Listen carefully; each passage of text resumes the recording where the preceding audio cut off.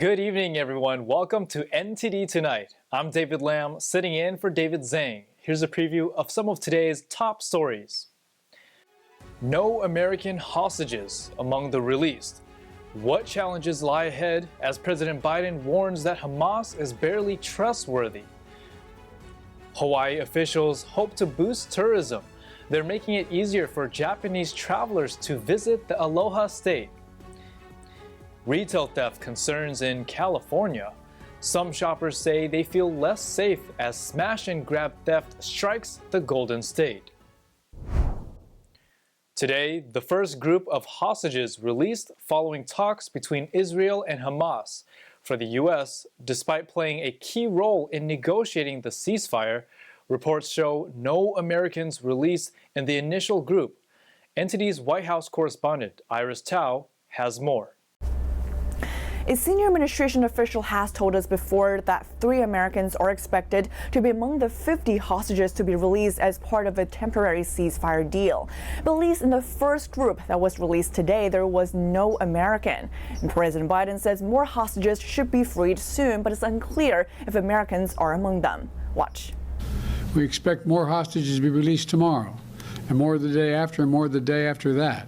When will the first American hostages be released, since none were included today? We don't know when that will occur, but we expect it to occur. So it's my hope and expectation will be soon. And President Biden specifically mentioned 2 American women and a toddler who just turned 4 today. While vowing to not give up until all American hostages are freed, President Biden says today marks a long journey of healing for some children. The teddy bears waiting to greet those children at the hospital are a stark reminder of the trauma these children have been through, and at such a very young age. All this is as Biden says he doesn't trust Hamas to do anything right. I only trust Hamas to respond to pressure. And Israeli Prime Minister Benjamin Netanyahu saying today that he's committed to getting all hostages back. And we're committed to achieve all of the war's objectives. Israel has vowed to continue fighting forcefully after the temporary pause. But President Biden saying today that chances are real that this 4-day ceasefire could be extended by a day or even longer. Now let's take a look at other national headlines. Political talks at the family dinner table. It's part of the Thanksgiving experience. Now, President Biden wants his supporters to push back on pro-Trump speech from relatives during holiday get-togethers. The Biden campaign released a guide called Your Handy Guide for Responding to Crazy MAGA Nonsense this Thanksgiving. It lists a number of talking points on the economy, Social Security, immigration, and the polls. The guide also claims Trump didn't secure the border and that if reelected, Trump will round up Latinos into mass detention camps. The Biden campaign published the guide the same day Biden urged Americans to, quote, stop the rancor over political differences. And the Iowa caucuses are less than 2 months away. Presidential candidates are using Thanksgiving to appeal to voters. Former President Donald Trump and Governor Ron DeSantis took their Thanksgiving messages online. Take a look. This is a difficult time for our country, but do not lose heart or lose hope, because by the time we celebrate next Thanksgiving, our nation will be well on its way to being stronger, safer, more prosperous, and greater than ever before. Once again, happy Thanksgiving, and God bless you all. Well, hello. I want to wish everybody a happy Thanksgiving. Abraham Lincoln in 1863, in the midst of the Civil War, put out a proclamation advising the American people to thank God for all the blessings of this country. And that was in the midst of the bloodiest battle, internal battle that the country's ever seen. And so as we get ready to sit down for Thanksgiving dinner with our families this time, we see the problems in our country. We see that we've hit a skid. Zooming in on New York, just a week after the FBI seized his cell phones as part of a corruption probe, New York City Mayor Eric Adams is facing yet another controversy. He's now being accused of sexual assault. A woman who was not identified filed a document in the New York County Supreme Court Wednesday. It says Eric Adams sexually assaulted her when they both worked for the city of New York in 1993. The filing also accuses the mayor of battery and employment discrimination, retaliation, a hostile work environment, and intentional infliction of emotional distress. A City Hall spokesman responded to the allegations.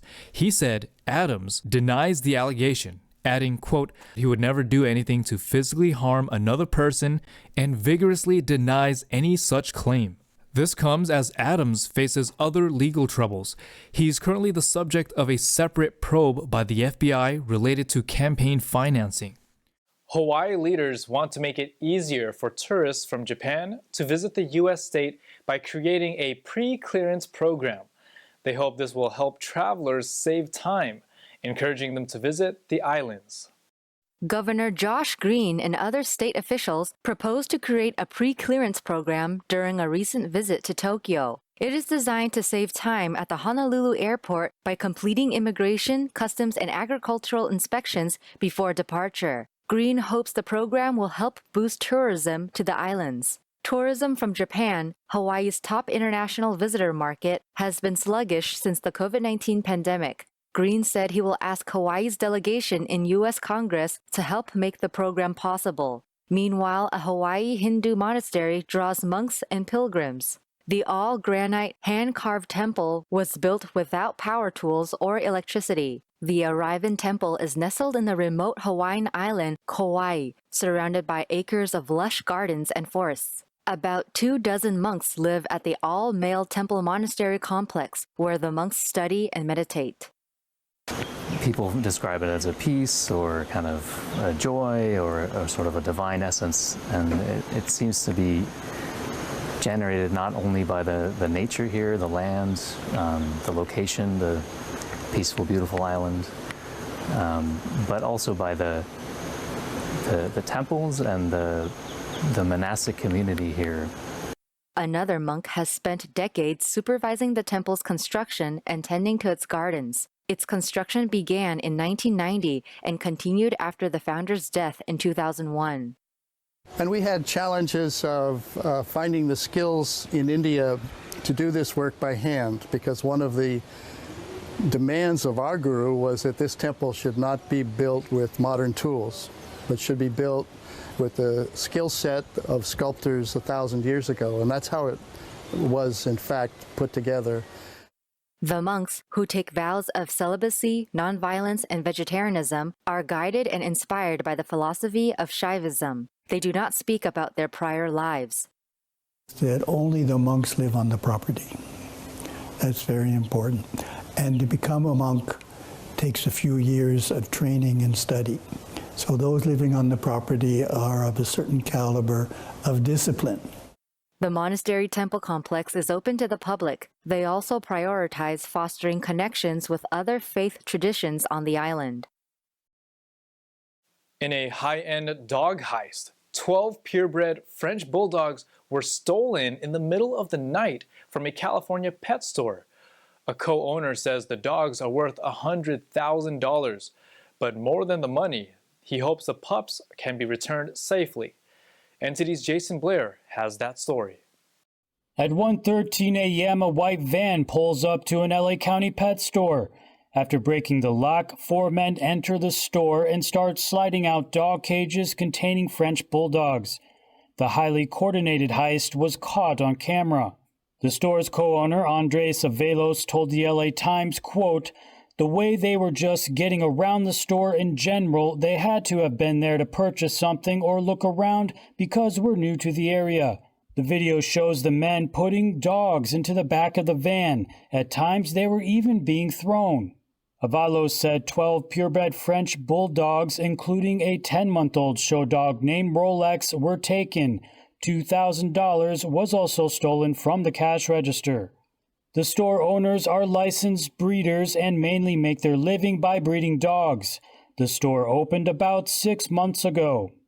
Avalos told KTLA that the financial loss is unfortunate, but he's more concerned about the dogs, saying, quote, "We love our animals. It's just frustrating knowing that they're out there and we can't do anything about it."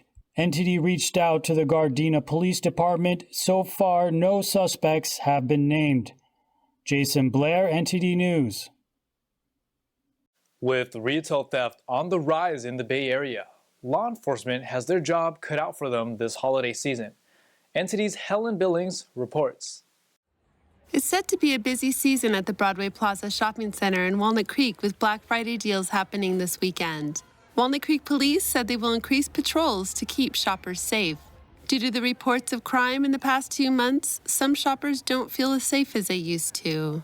Yes. Ever since I think the new administration has been in charge, we have more crime and I feel less secure when I go out. I've been noticing, unfortunately, that Walnut Creek is not the kind of complete safe sanctuary that it used to be for many, many years. Most recently, thieves raided the luxury consignment store Labels, grabbing $10,000 worth of high-end handbags.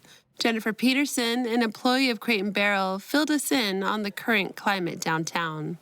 Keep hearing the reports on the armed robberies with, just individuals. And then not too long ago, it was maybe 3.5 weeks ago, we noticed, police lined all up and down this street, and they had the garage closed with canine units in it because they were looking for some people in there. Her concern is that there aren't enough consequences to stop these criminals.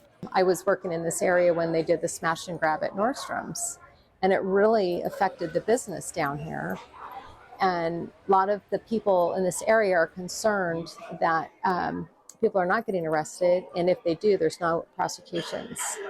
Last month at Lululemon, suspects who came to return stolen items were found with over $10,000 worth of stolen merchandise. Eli, an employee at the Vans retail store, told NTD News that they are all too aware of this kind of scheme. We've been experiencing a lot of scammers, people coming in with stolen merchandise, fake receipts, stuff of that nature, trying to return it and get cash.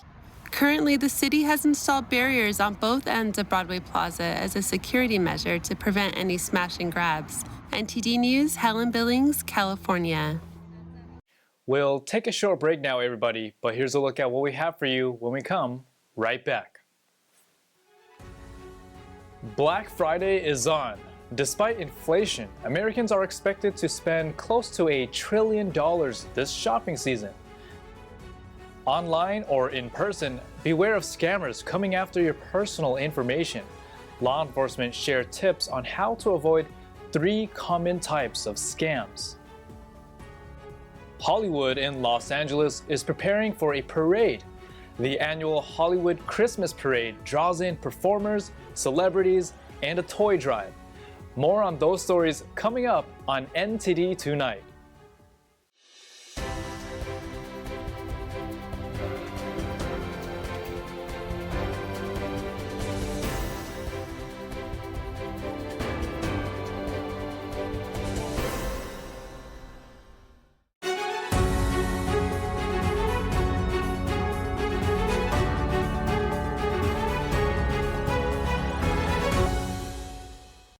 Welcome back to NTD Tonight. I'm your host, David Lam. Today's Black Friday, and Americans are set to spend $966 billion as the shopping frenzy continues amid inflation. NTD's Stephanie Sakal reports. Black Friday remains the busiest shopping day of the year, with Americans expected to spend $966 billion, a $30 billion increase from the previous year.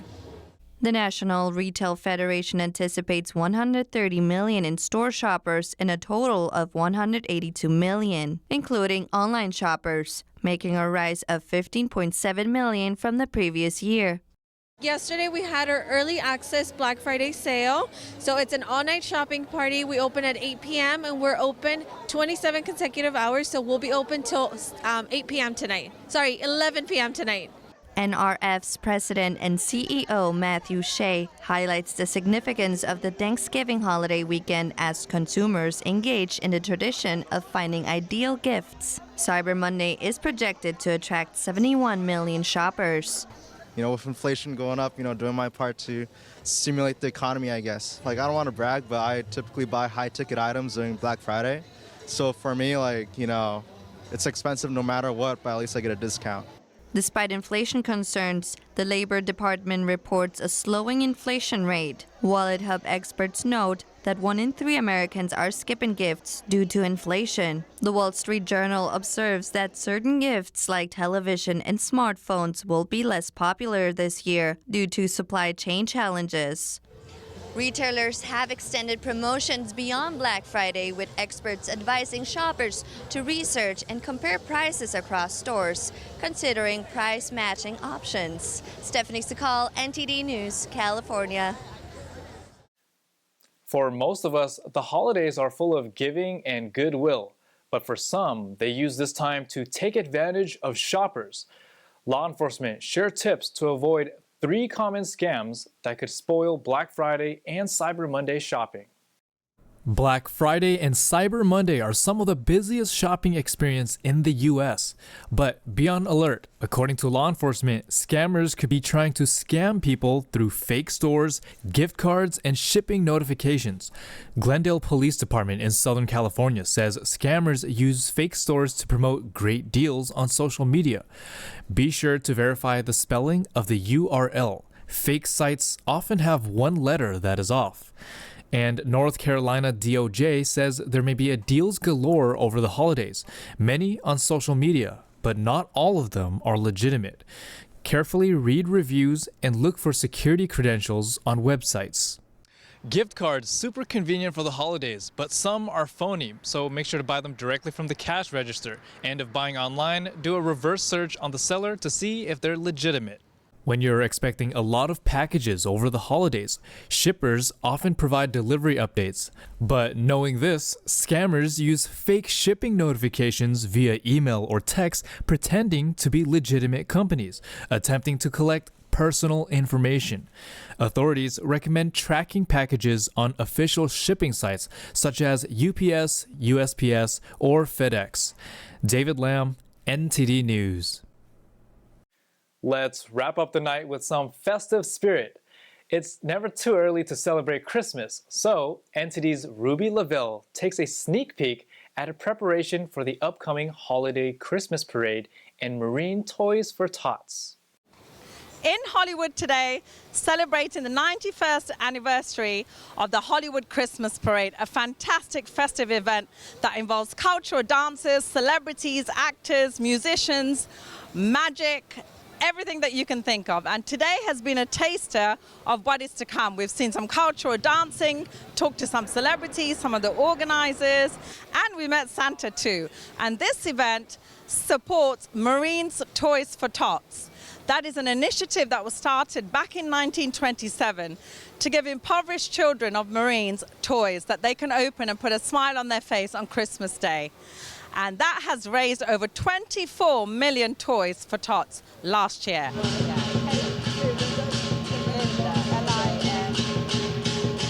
Merry Christmas! How long has this been going, this Marine Toys for Tots? So it actually started in 1947 here in South LA County, I believe. Major Hendricks and his wife. It was adopted by the Marine Corps in 1947, and then since then, last year was their 75th anniversary. This year's 76 years, but this year's Disney Ultimate Drive, it's 100 years for them. So they're really helping us out and get as much awareness to the cause as possible. So how can people give? Where can they find the information? So you can go to toysfortots.org, navigate to the Pasadena chapter, that's me, or pasadena.org, toysfortots.org, and you can find it there. You are an old hand at this. You've been doing this for about 13 years, organizing this amazing parade. Tell us all about it. Well, it's a big parade that happens annually, and it celebrates Hollywood and everything about Hollywood. There are 87 Hollywood celebrities and VIPs in the parade. There are 16 pre-parade and parade performers. There's 10 award-winning bands. There's 6 larger-than-life 4-story character balloons. There's 3 colorful floats. There's 9 novelties, 39 movie cars. And the Grand Marshal of the parade this year is Colonel Paris D. Davis, who is retired. He just received the Medal of Honor, which is the highest military honor you can get. It was presented by President Biden in the White House. I've done this parade, rain or shine. Hopefully it's not going to be raining. I've done it in the rain. and it goes on no matter what. So, but I'm sure it'll be a beautiful day, and it's just a fabulous event. A number of celebrities who are going to be walking the parade and hosting events during the parade. Dwight Yoakam's going to be here. I think it's going to be really fun, so I hope people really come out.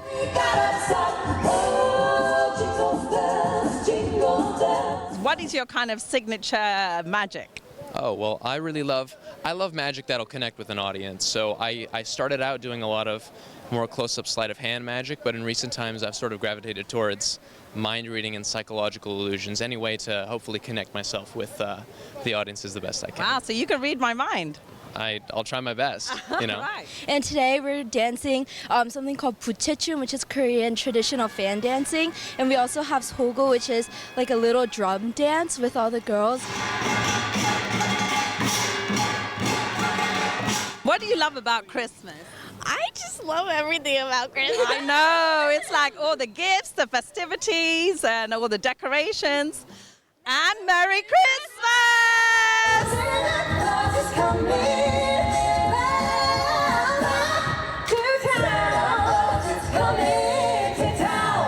Merry Christmas. That's all we've got for you tonight. We'd like you to join us again on NTD Tonight every weekday at 9 p.m. I'm David Lamb, in for David Zane. Have yourself a wonderful weekend.